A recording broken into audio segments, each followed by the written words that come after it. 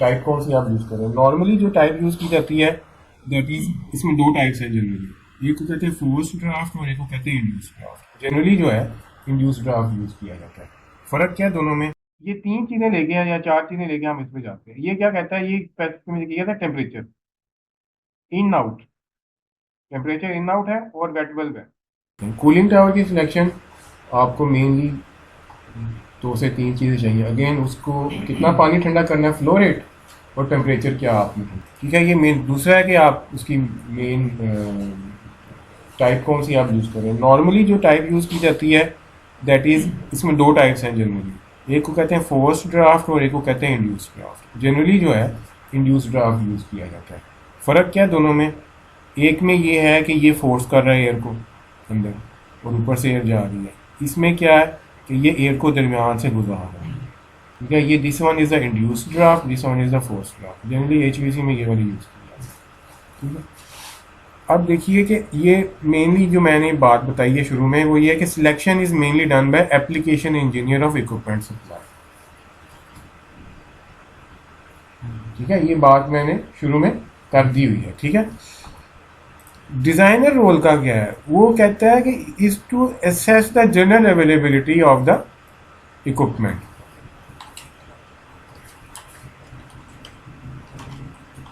Cooling tower physical और उसकी physical dimension आप देखें, उसकी इलेक्ट्रिकल कंजम्पशन देखें।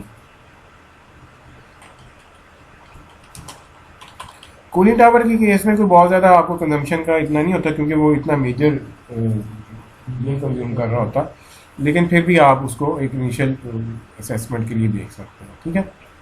एक जनरली आप ये चीज़ें सिलेक्ट करते हैं उस वक्त तक जब तक आपको मैन्युफैक्चरर की तरफ से सिलेक्शन नहीं आ जाती। उससे पहले आप ताकि वर्किंग कर सकते हो, कैटलॉग पढ़नी आपको आनी चाहिए तो उसमें सिलेक्ट करना।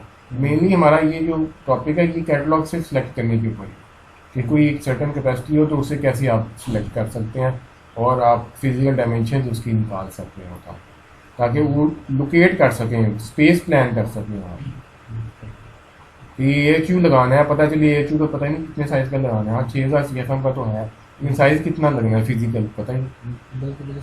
स्पेस कितनी चाहिए, ठीक है, उसके अराउंड मेंटेनेंस स्पेस भी चाहिए, ये सारी चीज़ें करनी चाहिए। वाटर फ्लो आपको चाहिए, नंबर ऑफ सेल्स चाहिए, सिंगल सेल चाहिए, डबल सेल चाहिए, triple cell, wet bulb temperature, ये आपका एज पर प्रोजेक्ट लोकेशन होगा। नंबर ऑफ सेल्स जो है कोशिश करेंगे 2 सेल्स वाला हो, लेकिन समटाइम्स 2 सेल्स वाला जो है वो उस कैपेसिटी में नहीं अवेलेबल होता। अगर आपकी कैपेसिटी कम है तो आपको सिंगल सेल लेना पड़ेगा, लेकिन उसमें फिर आप देखेंगे कि आपका जो यूजेज क्या है वो कितना क्रिटिकल है। अगर फ़र्ज़ करें सिंगल सेल लिया, उसमें एक ही फ़ैन की मोटर है, अगर वो ख़राब हो गया तो फिर क्या करेंगे आप। फिर आप घर में कुछ ना कुछ स्टैंड बाई अरेंजमेंट तो रखते हैं आप कोई ना कोई स्टैंड बाई अरेंजमेंट तो रखते हैं। जिससे अगर सीलिंग फैन है पूरे घर में लगे हुए हैं तो सीलिंग फैन का स्टैंड बाई नहीं होता, लेकिन प्रोटेस्टर फैन एक आप स्टैंड बाई रख लेंगे। अगर किसी कमरे का वो ख़राब हुआ है तो कूलिंग टावर तो फिर ऐसे नहीं है कि वो ख़राब हुआ तो नया कूलिंग टावर उसी टाइम ला के लगा दिया, वो तो फिर आपको एक स्टैंड बाई रखना पड़ेगा उसका, या उसको अरेंजमेंट उसका ऐसा करना पड़ेगा लाइक जिस तरह सेल्स वाला है कि चलो एक सेल ख़राब हुआ है तो दूसरा उतनी देर में दूसरा तो चल रहा है ना 50% कैपेसिटी पे आ गया। अगर आप कोई ऐसा सिस्टम कर रहे हैं जिसमें आप कहते हैं नहीं जी नहीं चाहे जो मर्जी हो हमें हर टाइम हर चीज़ 100% चाहिए, तो फिर आप उस हिसाब से इसका बैकअप भी 100% होती है। नॉइज़ लेवल आप देखते हैं, इसमें डिफरेंट टाइप्स के मैं बताता हूँ। ये सारा एक बार कंप्लीट होने में फिर मैं आपके सारे सवाल आंसर करता हूँ। नॉइज़ लेवल जो है कि कूलिंग टावर अगेन पंखे बड़े साइज़ के बड़ा फ्लो होता है उसका, तो उसमें नॉइज़ होती है। तो आप देखते हैं कि अगर क्रिटिकल एरिया है जहाँ पर अमूमन तो रूफ पे लगाते हैं या कहीं लॉन वगैरह में, डिपेंडिंग अपॉन प्रोजेक्ट में कैसे उसकी स्पेस एलोकेट की गई है। इसमें स्टैंडर्ड टाइप आते हैं, लो नॉइज़ आते हैं, एक्स्ट्रा लो नॉइज़ आते हैं, ठीक है ना। ये मैन्युफैक्चर स्टैंडर्ड्स होते हैं कि उसमें किसको वो लो नॉइज़ कह रहा है, किसको आपने जो भी, अगर आपको बहुत क्वाइट ऑपरेशन चाहिए तो फिर वो सीरीज़ आप यूज़ करते हैं उसमें मैन्युफैक्चर की वो वाली series. Entering living temperatures again discuss कर चुके कई बार कि वो ये दोनों चीज़ें आपको चाहिए होती हैं। ये जो है ये मैंने चूँकि चिलर वाली इसमें यूज़ किया था, उतनी चीज़ें मैंने एडिट नहीं की अभी तक। जनरली हम ये 100 डिग्री फ़ारेनहाइट एंटरिंग और 90 degree Fahrenheit leaving condenser water ले रहे होते हैं। मेंटेनेंस स्पेस आप देखते हैं अराउंड कितनी चाहिए, ठीक है। वेट बल्ब टेम्परेचर जो है ये है कि इसकी सिलेक्शन के लिए हम ड्राई बल्ब नहीं देखते, वेट बल्ब देखते हैं, क्योंकि वेट बल्ब क्या बताता है आपको, वेट बल्ब आपको ये बताता है, हाँ जी, आपको ह्यूमिडिटी के रिलेटेड बातचीत बता रहा होता है ना, तो हम इसमें वेट बल्ब देखते हैं, क्योंकि ये मॉइस्चर जो है एयर में जाना, मॉइस्चर एयर में जाना, ठीक है। तो वो इसको वो रिलेट करते हैं वेट बल्ब के साथ, वेट बल्ब भी रिलेट कर रहा होता है हमारे मॉइस्चर से। जितना मॉइस्चर कम होगा एयर में रिलेटिव ह्यूमिडिटी, उतना हमारा ड्राई बल्ब और वेट बल्ब का डिफरेंस ज़्यादा होता है, उतना वेट बल्ब हमारा कम होगा। अगर साल में 3 महीने ऐसे हैं जिसमें मेरा वेट बल्ब 20 डिग्री से कम है, तो उस केस में मेरे कूलिंग टावर की सिलेक्शन पे क्या इम्पैक्ट आएगा, मैं कैसे देखूंगा इस चीज़ को? आप मैक्सिमम पे करेंगे 3 महीनों, जो भी आप मैक्सिमम आपका वेट बल्ब टेम्परेचर है वो आप लेंगे, बाकी 3 महीने या 9 महीने कम है तो वो होता है, उस टाइम पे आपके कूलिंग टावर की परफॉर्मेंस बढ़ जाएगी।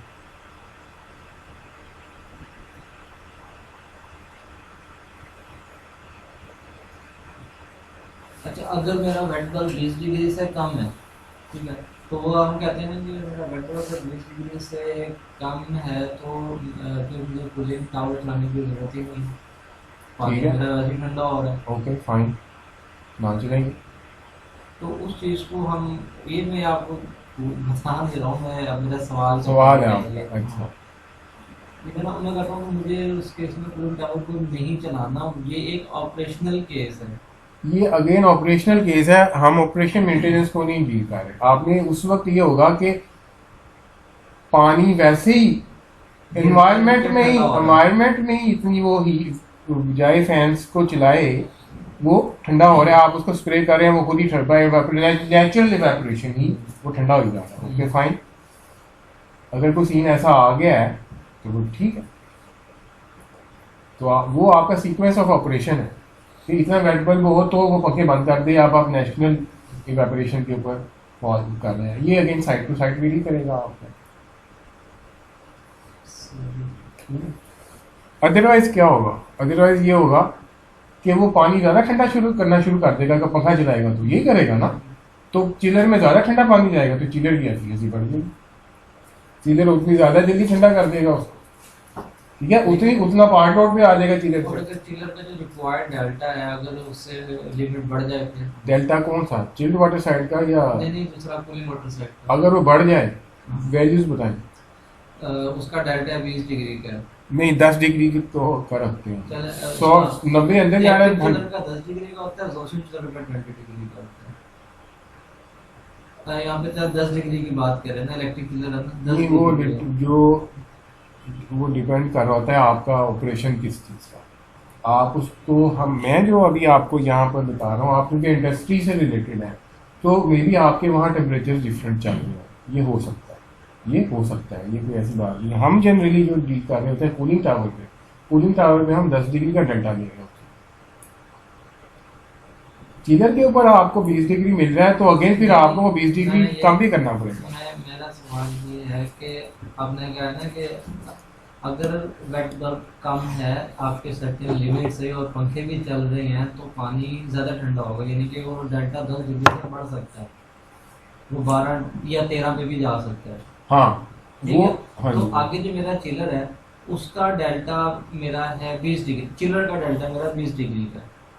ये आप चला आप 10 का ही रखें, मान लें कि 10 डिग्री चिलर का डेल्टा है और वही 10 डिग्री हमने कूलिंग टावर का डेल्टा ले रहे हैं, ठीक है। तो अगर कूलिंग टावर में पानी ज़्यादा ठंडा हो रहा है तो वो पानी जब जाएगा चिलर के अंदर, ठीक है, तो वो कंडेंसर के अंदर उस पानी को भी ज़्यादा ठंडा, उसका जो अंदर जो रेफ्रिजरेंट है उसको भी ज़्यादा ठंडा करेगा। डिपेंड्स कि तो वो जो एक सेट उसका जो एक डेल्टा सप्लायर ने डिफाइन किया हुआ है कि आपने इस डेल्टा पे उसको मेंटेन करना है, वो डेल्टा जब उस रेफ्रिजरेंट का बढ़ रहा है तो उसका इम्पैक्ट चिल्ड्रन के नहीं, एफिशिएंसी पे ये क्या आएगा? practically speaking, this is the difference between an office engineer and a practical engineer, जो कि साइट पे जाके भी उसने कुछ ना कुछ काम किया हो, काम चाहे ना किया हो, स्टडी किया हो, ऑब्जर्व किया हो, और देन उसने फिर उसके ऊपर आगे अपने उस पे वो स्ट्रिक्ट करे कि मुझे यही चाहिए मशीन से। जो वो डेल्टा वो कह देते हैं ना, वो आपका एक सिलेक्शन है, एक्चुअली वहां पर आपको एग्जैक्ट डेल्टा नहीं मिल रहा होता। क्योंकि मेरे पास है अब्जॉर्प्शन चिलर, हम्म, ठीक है, हॉट वाटर अब्जॉर्प्शन चिलर है, हम्म, और उसका डेल्टा है हमारा 95 हम्म। 75, तो ये हो गया नहीं, 20 हॉट डिग्री। वाटर का आप उससे कूलिंग ले रहे हैं ये? कूलिंग ले रहे हैं ना, ठीक हॉट है, वाटर अब्जॉर्प्शन हाँ चिलर से ठीक है, वो जनरेशन ओके, लगा के हम चिलर हाँ ले रहे हैं। ठीक है। तो उसका मेरे पास इंजन का डाटा 20 डिग्री है, तो हम्म, मेरे सप्लायर ने मेरे लिए डिजाइन ही चिलर 20 डिग्री डाटा पे की ठीक है, उसने और डिजाइन उसने उसने सिलेक्शन की है उसका। हाँ, उसने वो बोला कि मैं आपको इतने हाँ टन ठीक, दूंगा, मैं आपको ठीक, 850 टन हम्म, में इस 20 डिग्री के डाटा के ठीक ऊपर हो, मैं आपको दूंगा। बिल्कुल सही। ठीक है, तो अब ये तो है मेरे हॉट वाटर का डाटा, हम्म, ठीक है। फिर एक इसमें चिल्ड वाटर है, एक इसके अंदर कूलिंग वाटर है। ठीक है। कूलिंग वाटर वो है जो मेरे कंडेंसर के अंदर जो मेरा जो सोल्यूशन है अमोनियम कार्बाइड का, और जो पानी का जो मिक्सचर है जो वैक्यूम के अंदर मेरे चिल्ड वाटर को ठंडा कर रहा है, हाँ, उसको ठंडा करने का जो मेरा कंडेंसर का सर्किट है उसके ऊपर मैंने कूलिंग टावर लगाया ठीक है, है, ठीक है। तो उसका डेल्टा मेरे पास है 10 डिग्री, ठीक है। उसका डेल्टा 10 डिग्री, हाँ जी, ठीक है। ठीक, अब सर्दी का मौसम में मैंने कूलिंग टावर चलाया हुआ है, कंटिन्यूस के पंखे भी चल रहे हैं, तो वो टेम्परेचर मेरा 10 डिग्री से बढ़ के, ये पहले अपने आपको सिनेरियो बता दिया, ये मैं वैसे ही आपसे एक नहीं, ये वो सिनेरियो जो है वो ये ज्यादा वो सिनेरियो जो भी लगा भी नहीं है, कंफ्यूजिंग था। ये आप क्योंकि वैल्यूज लेके बात कर रहे हाँ, हैं, ये ज्यादा अंडरस्टैंडेबल। ठीक है। अब उस मेरा जो कूलिंग टावर का डेल्टा है वो 10 नहीं है बल्कि वो 12 है, वो 12 है। अगर वो 12 आ रहा है तो वो जो मेरा अंदर जो सोल्यूशन पे जो ठंडा कर रहा है कंडेंसर के अंदर, वो सोल्यूशन में जब ठंडा होकर वापस जा रहा है ना, अगर वो वापस उसने जाना था ना उसने 20 डिग्री के ऊपर, तो वो 20 डिग्री वो अब 18 पे जा रहा है। अच्छा, इधर मैं आपको रोक रहा हूँ, वो आपका प्रॉब्लम नहीं। एक बात मुझे मेरी बात मुकम्मल होने दीजिएगा। आपका प्रॉब्लम उस मशीन के आउटपुट से है। और जिस वक्त आपने मशीन सेलेक्ट करनी थी, उस वक्त आपने देखना है कि आपको कौन से पैरामीटर्स किसी एक्सपीरियंस के उसके ऊपर आपके आगे अगले प्रोजेक्ट पे आप वो चीज़ अप्लाई करते हैं कि आपको कौन कौन से टेम्परेचर्स चाहिए।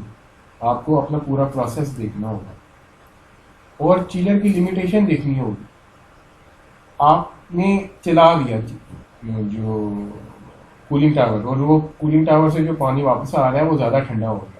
अब आपने अपने जो भी आपका मैन्युफैक्चरर है उस चिलर का जिसे आप खरीद रहे हैं, उससे आपने डिस्कस करना होगा कि कूलिंग टावर की एंट्रिंग लीविंग की लिमिट्स क्या हैं। एंट्रिंग लीविंग की लिमिट्स क्या है? फर्ज करें मैं अगर उसको 90 फ़ारेनहाइट जो है वो पानी नहीं देता, मैं उसको 85 फ़ारेनहाइट दे देता हूँ, देन व्हाट विल हैपन? वो आपको बताएगा कि इसकी ये चीज़ होगी, या एफिशिएंसी बेहतर होगी या एफिशिएंसी कम होगी। आपको हॉट वाटर भी चाहिए, उधर भी आपको पानी चाहिए, तो ये कुछ पे फैक्ट्स आएंगे, ठीक है। देन यू विल डिसाइड कि जनाब आपका सीक्वेंस ऑफ ऑपरेशन क्या होना चाहिए, कि आपने उसको 90 डिग्री का ही पानी देना है या उससे कम दे सकते हैं, तो वो आपके लिए बेहतर होगा या आपके लिए नुकसान भी होगा। ये आपको जो प्रोसेस उस सारे में हो रहा है, जो 3 जगहों पे आपको पानी मिल रहा है, वो देख के आपको ये डिसाइड करना पड़ेगा। लेकिन जनरली स्पीकिंग जो हमारी कंफर्ट एप्लीकेशन होती है, जहाँ पर हम चिल्ड वाटर ले रहे होते हैं उससे, तो जो कंडेंसर वाटर का अगर आपने उसको ज़्यादा ठंडा पानी दे दिया है, देन वो उसके लिए ज़्यादा बेहतर होता है। चिलर की परफॉर्मेंस के लिए वो ज़्यादा बेहतर होता है। वो उसका अपना इंटरनल से जो मामला है उसके ऊपर वो सारी बात चल रही होती है। वो चिलर बेहतर परफॉर्मेंस देना शुरू कर देता है। अब देखें इसके लिए, अब ये हम कैटलॉग पे आ गए हैं कूलिंग टावर, ठीक है। ये फर्स्ट पेज है, ये निहॉन स्पिंडल मलेशियन, ये बेसिकली जापानीज कंपनी है, मलेशिया से भी सप्लाई करते हैं, मतलब हाई एंड कूलिंग टावर अच्छी जो है वो इसकी है क्वालिटी। इसमें देखें ये इनकी सीरीज है एनर्जी सेविंग लो नॉइज डिजाइन। जो भी आपने यूज करनी है वो आप यूज कर लेंगे, मैं आपको एक प्रोसीजर बता रहा हूँ कैसे आप सिलेक्ट। तो हमने फर्ज करें हमारे पास है जनाब जीपीएम है, अगर हम 100 नहीं हम करते हैं 300 टन का हमारे पास चिलर है। कितने टन का? 300 टन। तो हम देखेंगे कि कंप्रेशन चिलर है या एब्जॉर्प्शन। ठीक है, तो कंप्रेशन है तो 3 जीपीएम पर टन, तो 300 टन है इंटू 3, तो 900 जीपीएम हो। ठीक है, 900 जीपीएम हो। और टेम्परेचर क्या चाहिए हमें? 100 एंट्री चाहिए, 90 वापसी चाहिए। तो 100 भेजेंगे, 90 वापसी होगी, 95 प्लस वेटेबल टेम्परेचर मैंने आपको बताया। वेटेबल टेम्परेचर जो भी आपका रिलेटेड है वो वाला आपने लेना है इन्वायरमेंट का। फर्ज करें हम ले रहे हैं लाहौर में जो वेटेबल टेम्परेचर यूज किया जाता है वो है 84 फ़ारेनहाइट। कितना वेटेबल? अब देखें कि ये 3 चीजें लेके या 4 चीजें लेके हम इसमें जाते हैं। ये क्या कहता है, ये स्पेसिफिक किया था temperature in out, temperature in out है और वेट बल्ब है। ठीक है, इन आउट फ़ारेनहाइट में, वेट बल्ब फ़ारेनहाइट में। इन आउट 100, इन 100 और आउट 90 हमारे मुतलका मिल गया। और इधर क्या है, वेट बल्ब 83, हमें 84 चाहिए। अगले कॉलम में देखें 82 पे सिलेक्शन के लिए, फिर 82.4, 80.6, 81। ठीक है, इस तरह से डिफरेंट उसके ऊपर उन्होंने ये कैटलॉग बनाई हुई है। हमें 84 चाहिए लेकिन 84 इसमें नहीं है। ठीक है, तो आपने ऐसी कैटलॉग देखनी है जिसमें 84 हो। ये कैटलॉग आपके पास आई है तो अब आपने चेक करना है कि 84 वाली कैटलॉग आपके पास डाउनलोड करिए। ठीक है, ये सप्लायर से मंगवाएं। ठीक हो गया, प्रोसीजर आप देख लें क्या प्रोसीजर। फर्स्ट करें आपने 83 पे सिलेक्ट कर, ठीक हो गया। 80 हमारा वैसे भी 83 था, 82.9 था बैटबॉल, याद है आपको? ठीक है, तो लेकिन हम थोड़ा सा हाई पे सिलेक्ट करते हैं ताकि मार्जिन हमें मिल जाए, थोड़ा सा सेफ्टी फैक्टर। ये 83 पे, ये 3 चीजें आपकी पूरी हो गई। अब आप इधर से नीचे आएंगे बिल्कुल सीधा, सेंटीग्रेड में काम कर रहे हैं तो ये कॉलम यूज कर लेंगे, ये वाली वैल्यू। अब आप देखिए ये सर्कुलेटिंग वाटर है आपका, इस कॉलम पे आपने देखना है ये, लेकिन ये किसमें दे रहा है? Cubic metre per hour. तो आपको जीपीएम को क्यूबिक मीटर पर आवर में करना पड़ेगा। जीपीएम कितने हैं हमारे पास? जीपीएम है हमारे पास 900। तो मेरे ख्याल में एक 1 क्यूबिक मीटर पर आवर में ना 4.4 जीपीएम होती है। इसको वेरीफाई कर लेते हैं। तो 900 डिवाइडेड बाय 4.49, तो ये बन गया 204। कितना? 204 क्यूबिक मीटर पर आवर। तो अब देखें ये कितना है हमारे पास, 190। तो 204 से तो कम है, तो इसका मतलब कम है ना, हमें ज्यादा चाहिए। तो ये अगला देख लें 222, 222। तो ये हमारी सारी रिक्वायरमेंट पूरी है, 190 वाली भी, 83 की भी, और फ्लो की भी। फ्लो भी यहाँ पर, तो सिलेक्ट कौन सा हुआ मॉडल? ये मॉडल सिलेक्ट हुआ, टी टी ए 350 के एक्स एन 3 एन। अब इसकी डिटेल्स देखते हैं, इसकी डिटेल्स क्या है। आगे चलिए, यहाँ पर इसकी ओवरऑल डायमेंशन ये बताता है हमें। ड्रिफ्ट लॉस ये है इसका, यानी हवा के साथ जो पानी जाएगा बाहर वो, या जो कचरे उड़ उड़ के निकलते हैं बाहर, that is called drift loss. Evaporation loss जो है वो कितना है, ये दिया 0.87। ड्रिफ्ट लॉस कितना है? 0.02। ओवरऑल डायमेंशन क्या है? विड्थ इस कॉलम में देख लेंगे, ये वाला। इधर से आपके पास आपकी ये डायमेंशन आ गई कूलिंग टावर, ठीक है ना जी। और देखते हैं आगे, सी टी है इसकी मजीद, सी टी है 350 के एक्स है। ये असल में कैटलॉग का वही वाला, उसका अगला पेज।